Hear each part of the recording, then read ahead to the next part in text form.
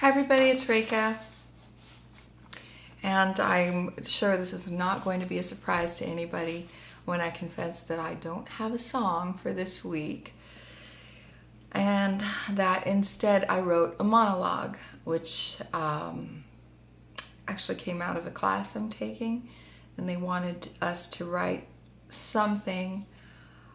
It didn't have to be a monologue, but just a short incident describing something that changed you, even in a small way, and this kind of changed me in a big way.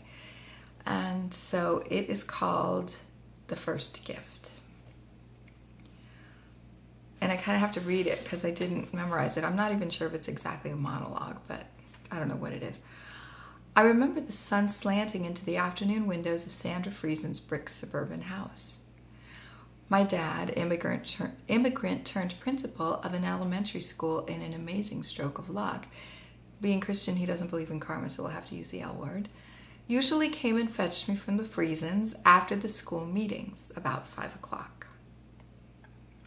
Till then, Sandra Friesen and I were left alone, except for her mother on the other side of the kitchen wall, religiously scrubbing the stove till it shone.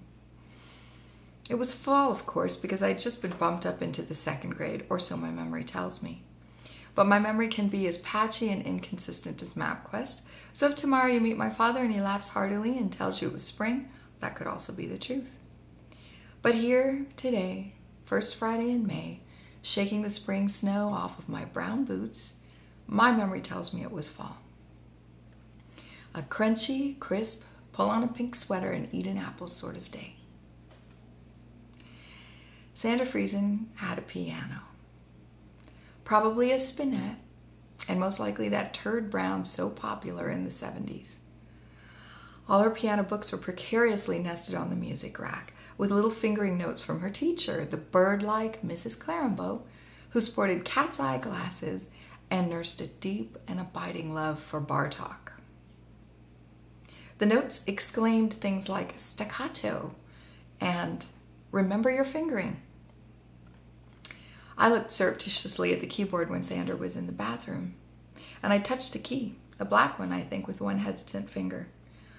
I pushed it so softly that there was no sound except for the soft, whispery whoosh of the key sloping downwards. Braver, I selected another note, pushed harder, and suddenly the piano spoke, and Sandra flushed. I leaped backwards in alarm and scrambled for safety onto the plastic-covered floral couch.